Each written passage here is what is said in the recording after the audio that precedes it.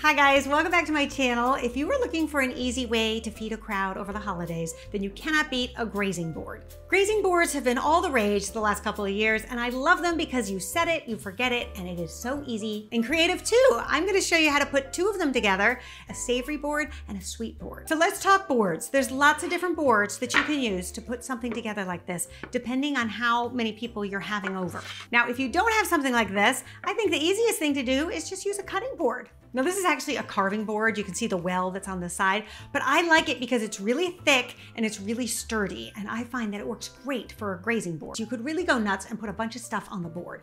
The problem is if you don't follow a certain color palette, it really can just look like a bunch of stuff thrown on a board. So I put together this handy little color palette for you. And I think the best colors for something like this is a rosemary green, creams, browns, and beiges. So we are gonna stay in that color palette. And you'll see how that really helps draw the eye in and makes it look really inviting.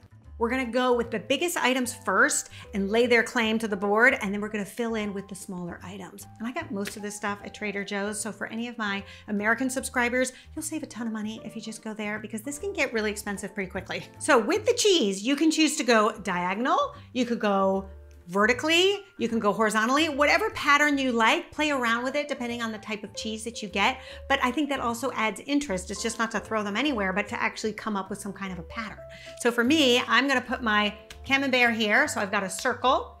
Then I've got two triangles in the form of some Roquefort cheese. And again, they're staying within our color palette, the white and the sage green. So that's gonna look pretty like that. And I got two of them because this board is gonna be serving 10 to 12 people. So sometimes you can double up on the cheese if they're small like that.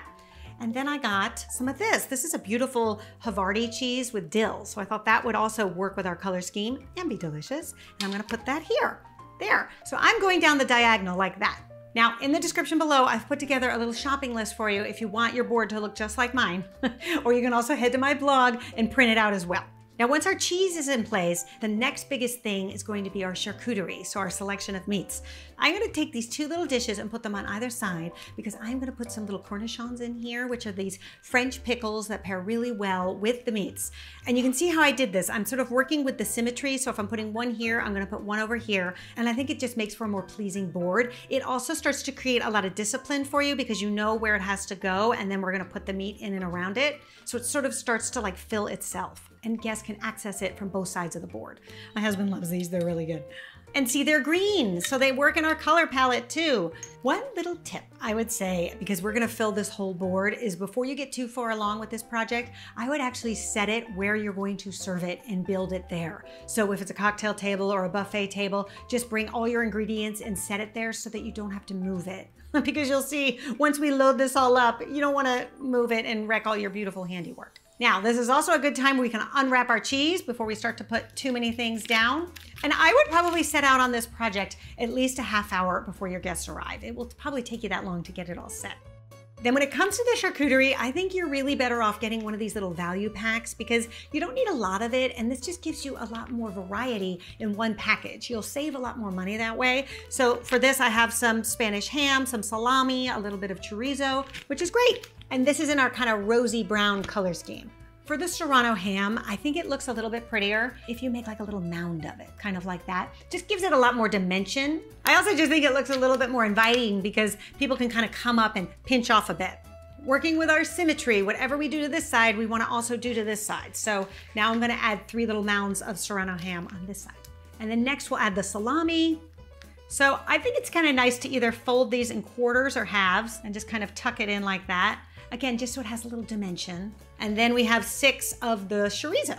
Basically, we're just trying to create a round circle of all of this charcuterie. The one thing that I forgot to do, I usually do this after the cheese, is add some rosemary. So rosemary this time of year is like the edible evergreen. Anytime you put it on something, it just sort of looks really Christmassy and festive. So we are gonna add some of this gorgeous rosemary to the corners of the board. And I think it also makes it look more like a platter and less like a cutting board. Okay, now for the crackers. So I like to use a combination of crackers. I just think it's great for the different flavors, different textures. I really love these little brioche toasts. You can get a good amount of cheese on them and they're just really tasty. And then I try to put the crackers the closest I can to the cheese. So we're gonna just splay them out like this. And then some of these Raisin rosemary crisps. I mean, these are classic, right? Can't have enough of these. And then have you guys tried these? These are really fantastic. I think they're new this year. They call them the Herbes de Provence triangles. I mean, was that made for me or what? They're like little puff pastry triangles with Herbes de Provence on them. I don't think you put cheese on them. I think you just kind of pop them in your mouth. All right, now we're gonna add some fruits and nuts. So first up, a little bit of these Turkish figs, which I think are really good with the Roquefort cheese. Then I'm gonna put a little bit of grapes. We're sticking with the green grapes to keep in our color scheme. And then another fruit you can use is some sliced pear, which is also quite pretty. So you can cut off 1/2 and then splay it out a little bit like that. You could also add some nuts. So I've got some beautiful walnuts here, and those can go kind of anywhere you have room. And then I also like to have some of these raw pistachios. And then another thing that I think is quite nice is to add a little drizzle of honey to the Camembert. It just gives you one more texture and flavor, and I think it looks pretty too. There we have it. How delicious does this look? And festive too. All right, now for the sweet grazing board. This is a great idea if you want to serve dessert to a crowd of people, but you don't want to spend all day in the kitchen baking. This way you can offer a variety of sweet treats, and all you have to do is buy them and assemble. All right, so here's the color palette for this board. We're gonna go with dark browns, light browns, oranges, and a little bit of gold. I just think that adds such a great festive flair to all of it. And luckily, chocolate and orange pair so well together. So that's what we're gonna start with. Some of these beautiful Satsuma mandarins. These are really fabulous because they're in season right now. And because they're so easy to peel, like sometimes you can get them off with just one turn of the wrist, they are usually sold with their leaves. All right, so we're gonna put them down like this, going in alternate directions, being careful to preserve the leaves because that is the pretty part. And you wanna leave some space in between the oranges because we're gonna be putting some goodies in there. The next thing we're gonna add is another layer of orange in the form of some dried apricots. Now, dried apricots also pair beautifully with chocolate. So if you haven't guessed, I'm going for like a chocolate orange cookie bar. So you can add one little mound of the apricots in the front here, something like that. And then you can add another mound over on the back side. I just try to kind of alternate, again, for the symmetry. I just think it looks prettier that way. Then for a little bling, and this is kind of like the jewelry of the board, we're gonna go to some of this gold foiled candy. So I love these little Rocher chocolates. You can't go wrong with them. They are classic for the holidays. And then you just wanna nestle them in where you have the blank space on either side of these oranges. If you put 4 down, then it's easy to get 1 on top, like that.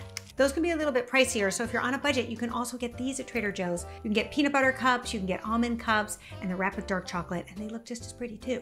So now we have this beautiful citrus chocolate corridor here, and this is great because it divides the board in half. But we want to divide it in quarters because I think that will just look a little bit more pleasing to the eye. So what we can add on either side are these tablets of chocolate. So these are really great. It's a pound of chocolate. They come in dark chocolate, milk chocolate. This one has milk chocolate, pretzels, caramel, and sea salt.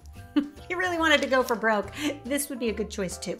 But I like to do at least 1 dark chocolate and at least 1 milk chocolate. The nice thing about this chocolate, it breaks really easily. You can just break it like that. And I think sometimes the more jagged, the better. It looks kind of pretty that way. But I have some already ready to go, so I'll just use that. Break it into like different size pieces, and then you can stack it like that. Then we'll add some of this beautiful milk chocolate on the other side. And how can we resist this caramel pretzel?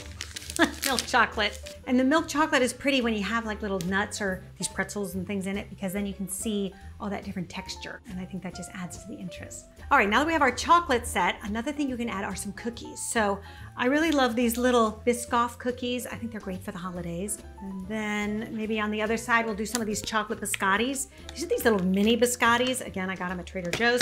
But I also have a recipe for these chocolate biscottis if you want to make them yourself, and I'll link to that below. Another thing that's pretty are these little baton wafers. These are delicious. And you could put some of these on this side. You can stack these one on top of each other, almost like a little pyramid. And then another thing you could add, it's sort of a cross between a cookie and a chocolate, are these little toffee chips. So it's basically toffee covered in dark chocolate. How can that be bad, right? But the size is good. So we're gonna take a few of these. All right, I think we're getting there. Just 2 more things. I think a little mound of almonds is also nice. And again, it doesn't have to be perfect. I think it's kind of pretty when they're just like haphazardly thrown in here towards the center. It wouldn't be Christmas without a few truffles, right? So we'll just add these for the piece de resistance. And because we're working with a very limited color palette, I think the more texture, the better, just again, to make it look more interesting. And there you have it, my sweet grazing board. I hope you give these 2 grazing boards a try this holiday season. I think you'll find they're festive, delicious, and so much fun to put together.